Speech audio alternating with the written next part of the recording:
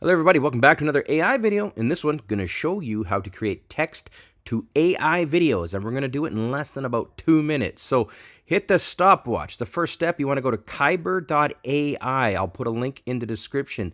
The next step is you want to click on sign up. I've already signed up, so you're going to see my back end. That sounded weird, but this isn't the sign up, and then I'll quickly show you a few examples of some fun I was having.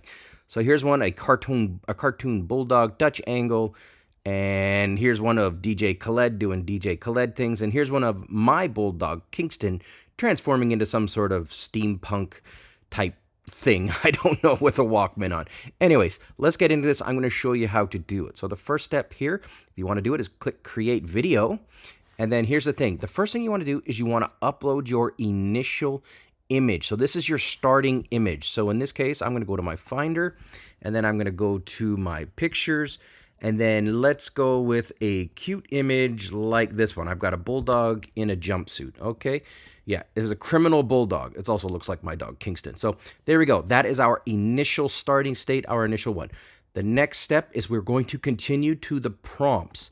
So the prompts are very, very simple to use. You basically go, I want to create a video of, select a subject. So I'm just going to click on that, and then you'll see here that you can describe it. So I'm going to go I don't know, let's go an angry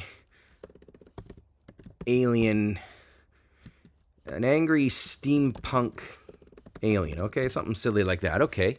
So we've got this angry, I want to create a video of an angry steampunk alien in this style of, and I'll select a style.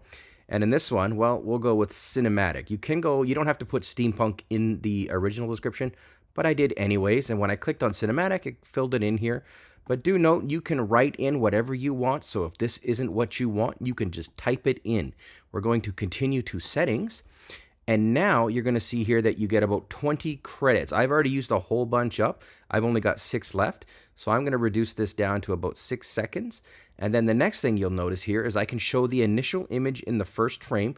So do I want to have a snapshot of the original image? In this case, I do. I want you guys to see the criminal French bulldog. And then I'm going to go ahead now, and you'll see here that this costs 6 credits and that I have 6 credits. I'm going to go ahead and click generate.